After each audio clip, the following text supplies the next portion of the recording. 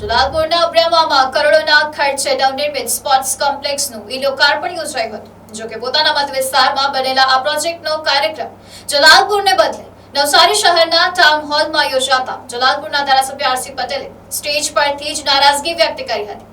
ધારાસભ્યની પ્રાંત અધિકારીને જાહેરમાં કરેલી ટકોરને લઈને નવસારીના રાજકીય અને વહીવટી વર્તુળોમાં ચર્ચા શરૂ થઈ છે।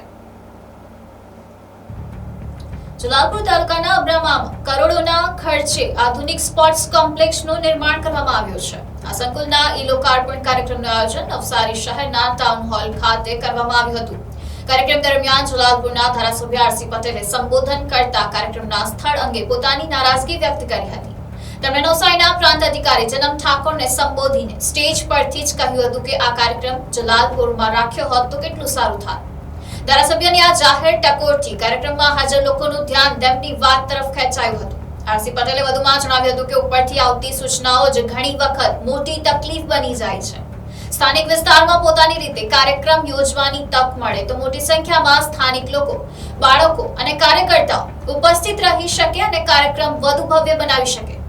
જોકે કાર્યક્રમના આયોજન અંગે નારાજગી વ્યક્ત કરવા સાથે ધારાસભ્ય અબ્રામામાં બનેલા સ્પોર્ટ્સ કોમ્પ્લેક્સને આવકાર્યો હતો। તેમણે જણાવ્યું હતું કે આયોજન અન્ય સ્થળે કરવામાં આવ્યું હોય પરંતુ પોતાના વિસ્તારમાં આટલું મોટું સ્પોર્ટ્સ કોમ્પ્લેક્સ આવ્યું છે તે સૌ માટે આનંદની વાત છે। મુકેશભાઈ તમે બહુ નાના થઈ ગયા તો કબીલ પરવાડી તો જાગૃત પચાર મને આજુબાજુમાંથી બેરી દીધો કે આરસી સીડી પટેલે તો કંઈ નથી કર્યું, તું આપણા વિસ્તારમાં કોલેજ લાવે કે કેમ? આ તે વખતનો એક પ્રશ્ન હતો, ખરેખર કંઈ નહીં હતું। 1995 ની વાત કરીએ તો તે વખતે જલાલપુર તાલુકામાં કે નવસારીમાં એટલું કંઈ નહીં હતું। ભેગા થઈ આ છોકરા કરતા આખું ઓડિયન્સમાં બધા માણસો ભેગા થયેલો હોય, કાર્યકર્તાઓ બધા આવેલો હોય તો સારું લાગે। છતાં પણ આપણા વિસ્તારની અંદર આવ્યું છે આપણે માટે ખૂબ આનંદની વાત છે। એક વસ્તુ બાકી રહી કે ક્રિકેટ ગ્રાઉન્ડ બનવાની ખૂબ લાંબા સમયથી અપેક્ષા છે। એ ક્રિકેટ ગ્રાઉન્ડ બની જાય તો લગભગ આપણા જલાલપુર મત વિસ્તારનું બધું પતી જાય, કારણ કે આપણે જે ટ્રેક જે આવતો છે એ કોસ્ટલ વે અબ્રામામાં નવનિર્મિત આ સ્પોર્ટ્સ કોમ્પ્લેક્સથી કાંઠા વિસ્તાર સહિત જિલ્લાના ખેલાડીઓને આધુનિક રમતગમતની સુવિધાઓ મળવાની છે। કરોડોના ખર્ચે તૈયાર થયેલા આ સંકુલથી સ્થાનિક રમતવીરોને તાલીમ અને રમતગમત ક્ષેત્રે આગળ વધવા માટે વધુ સારી તકો મળવાની આશા છે। એક તરફ અબ્રામાના સ્પોર્ટ્સ કોમ્પ્લેક્સને લઈને સ્થાનિક ખેલાડીઓમાં ઉત્સાહ જોવા મળી રહ્યો છે તો બીજી તરફ લોકાર્પણ કાર્યક્રમના સ્થળને લઈને ધારાસભ્ય આરસી પટેલે સ્ટેજ પરથી કરેલી જાહેર ટકોર હવે નવસારી જિલ્લાના રાજકીય અને વહીવટી વર્તુળોમાં ચર્ચાનો વિષય બની છે। ખાસ કરીને પોતાના જ મત વિસ્તારમાં બનેલા મહત્વના પ્રોજેક્ટનો કાર્યક્રમ અન્ય સ્થળે યોજાતા ધારાસભ્યએ જાહેરમાં વ્યક્ત કરેલી નારાજગી હાલ ચર્ચામાં છે।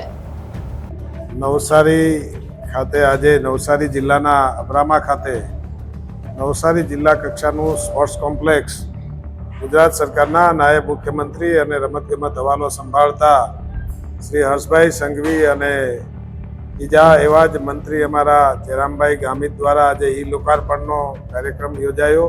સાથે સાથે સિન્થેટિક ટ્રેક 400 મીટરની જે દોડવા માટેનો સિન્થેટિક ટ્રેક તૈયાર થાય એ પણ 9 કરોડના ખર્ચે નવો બનવા જઈ રહ્યો છે। એમનું ખાતમુહૂર્ત પણ થઈ રહ્યું છે। નવસારી માટે એક આનંદની વાત છે કે સારી કક્ષાનું એક સ્પોર્ટ્સ કોમ્પ્લેક્સ આજે નવસારીના લોકોને મળી રહ્યું છે ને સાથે સાથે સિન્થેટિક ટ્રેક જે 9 કરોડના ખર્ચે બની રહ્યો છે એના માટે પણ જે નવયુવાનો દોડવાની પ્રેક્ટિસ કરી શકશે। હાલમાં જ આપણે જોયું તેમ રમતગમત ક્ષેત્રે જ્યારથી ગુજરાતના મુખ્યમંત્રી નરેન્દ્રભાઈ મોદી સાહેબ હતા ત્યારથી જ એમણે ખેલ મહાકુંભ શરૂ કરીને આ રમતગમતને પ્રોત્સાહન આપ્યું છે, ત્યારે નવસારી જિલ્લામાં આવું સ્પોર્ટ્સ કોમ્પ્લેક્સ બનવાને લીધે આવનારા દિવસોમાં ખેલાડીઓને એક પ્રેક્ટિસ કરવાનું સ્થાન મળી રહેશે। જિલ્લા કક્ષાનું આ સ્પોર્ટ્સ કોમ્પ્લેક્સ છે એમાં જે કંઈ ક્ષતિઓ હશે એ કોઈ બી દ્વારા ધ્યાન પર આવશે તો જરૂરી। જ્યારે સિન્થેટિક ટ્રેક 200 મીટરનો બની રહ્યો હતો ત્યારે અમારા ધ્યાન પર આવ્યું અને સ્પોર્ટ્સ ઓથોરિટી અમને એમના અધિકારીઓએ જણાવ્યું કે સાહેબ જો આ 400 મીટરનું થાય તો વધારે સારું, તો આપણે એમને અટકાવીને એ વખતે જ 200 મીટરનું ને બદલે 400 મીટર કરાયું છે। આ જ રીતે જો એમાં કોઈ ક્ષતિઓ હશે તો સરકારશ્રીનું મંત્રીશ્રીનું ધ્યાન દોરીને એમાં જરૂરી સુધારા કરાવીશું.